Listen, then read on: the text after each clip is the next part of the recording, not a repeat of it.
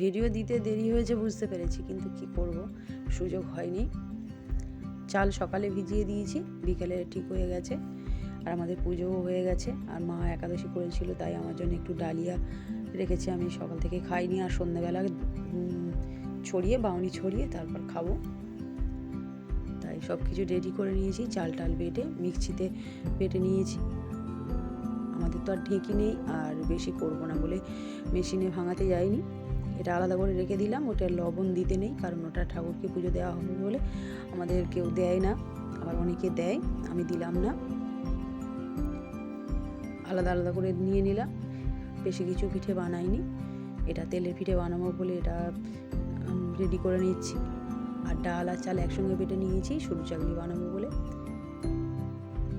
আর খোলার পিঠে কেউ হঠাৎ খেতে চায় না বলে অল্প করেই বানিয়েছি।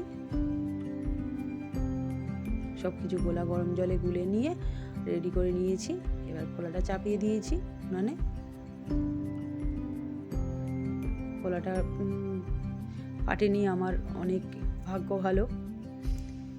যাই হোক, সব এই কয়েকটা পিঠে পুজো দেবো বলে আলাদা করে লবণ ছাড়া তুলে নিলাম।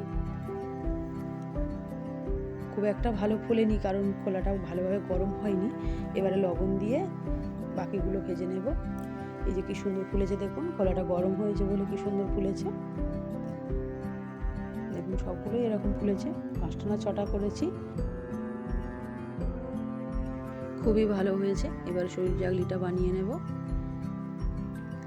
এই যে এরকমভাবে আমরা বানাই, কীভাবে বানাই জানি না, আমি তো এরকমভাবে বানাই, আর খুবই সুন্দর উঠেছে।